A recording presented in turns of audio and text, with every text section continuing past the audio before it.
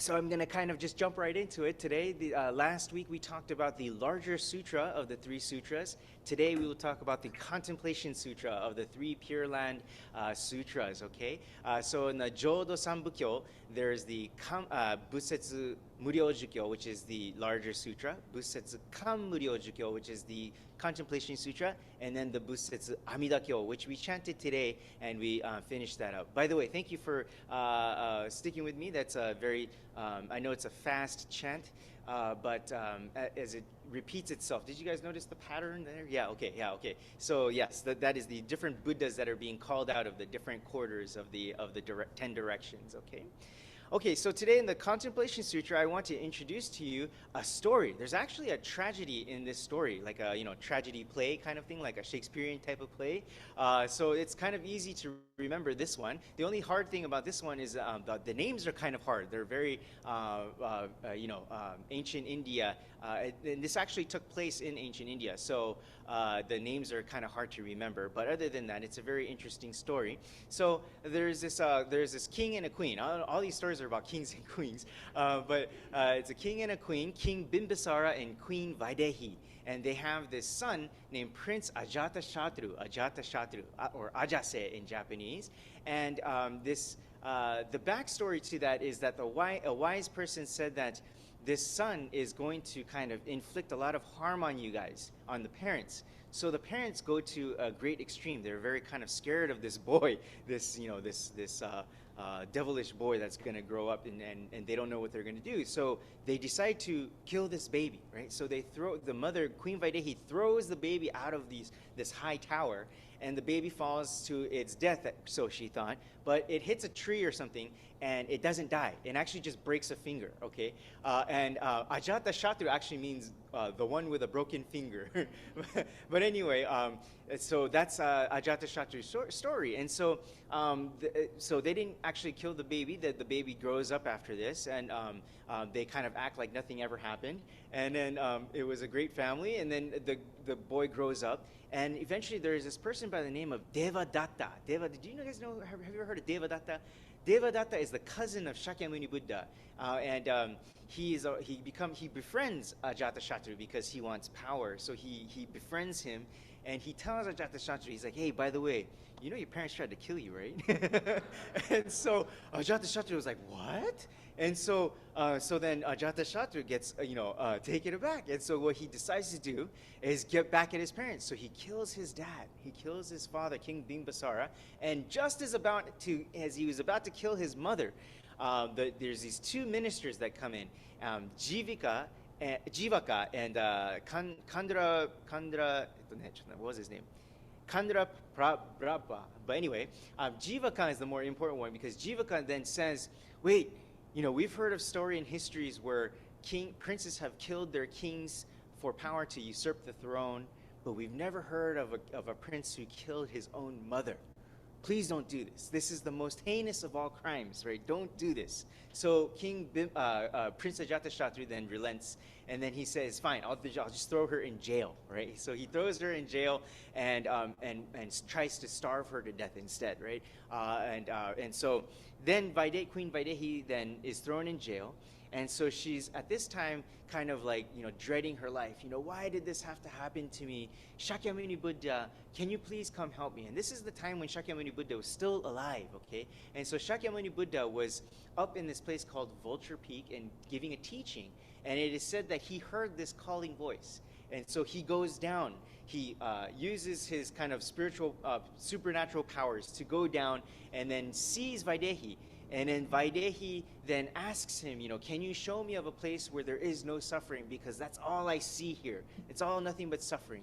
So then Shakyamuni Buddha then proceeds to then show her the different kinds of Pure Lands. And then she chooses Amida's Pure Land, and then he explains the different visualization practices. That's why this sutra is called the Contemplation Sutra. The different kinds of contemplation or visualization practices that you can do to get to be born in Amida Buddha's Pure Land.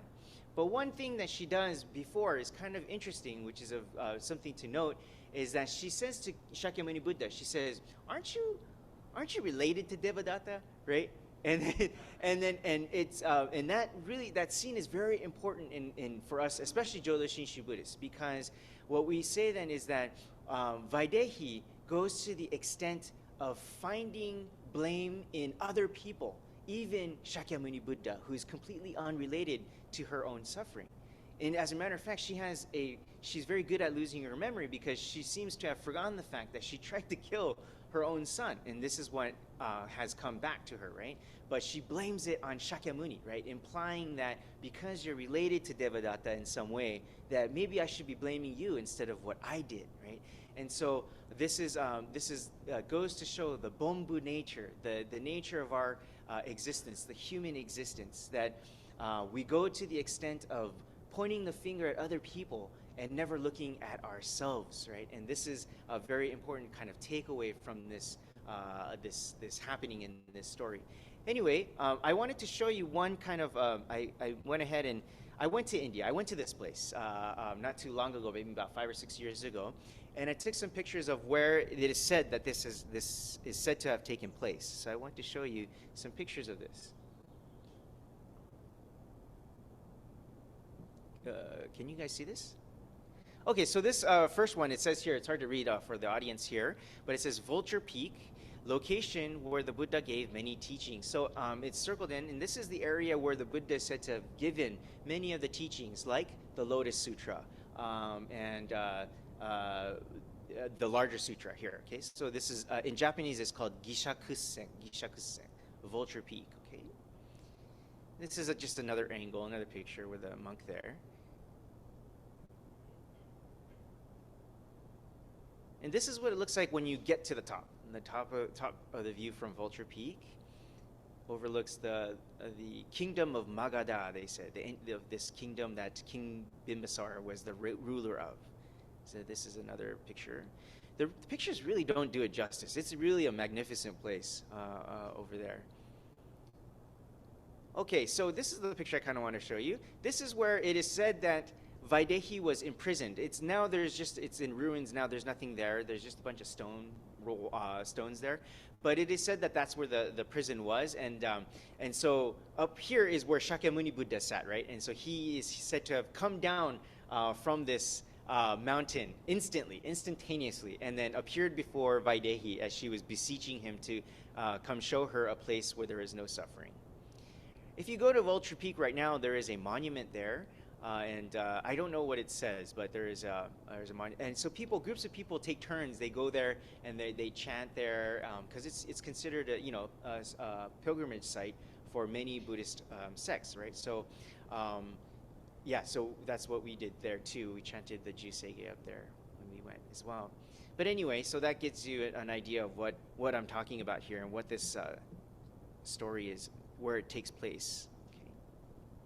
So finally, at the end of this sutra, so the Buddha lists out all the visualization. There's 16 different kinds of visualizations. He's like, imagine the trees of the Pure Land, imagine the ponds of the Pure Land, imagine the Buddha's different features.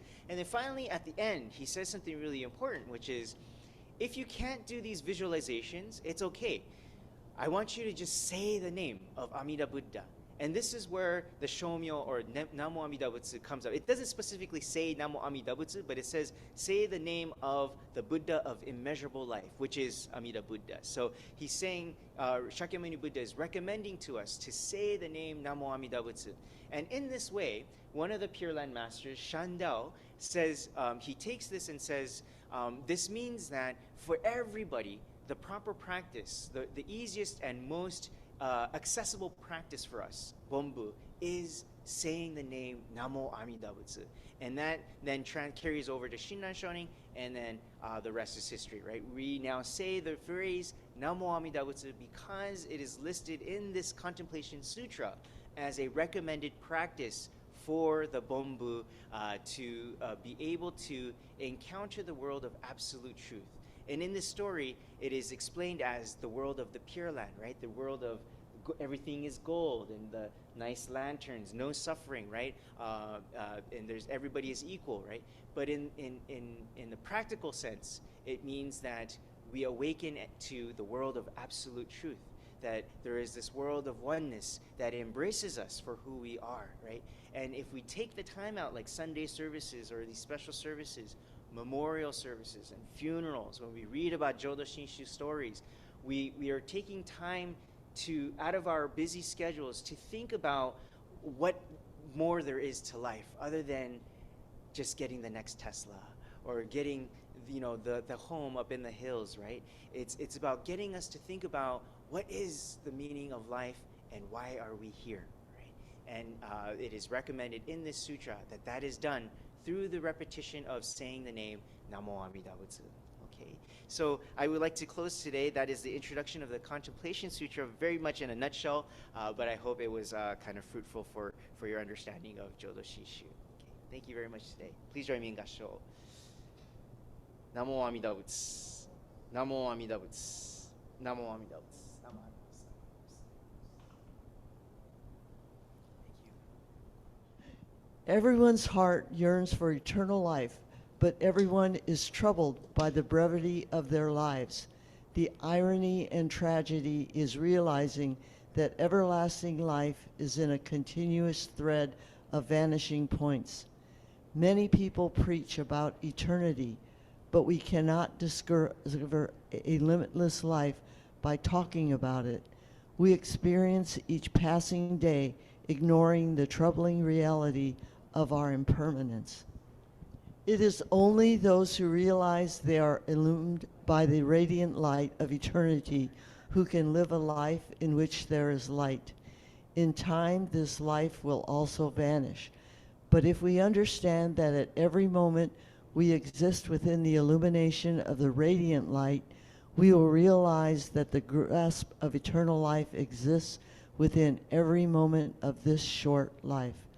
This is from the book Leaves of My Heart.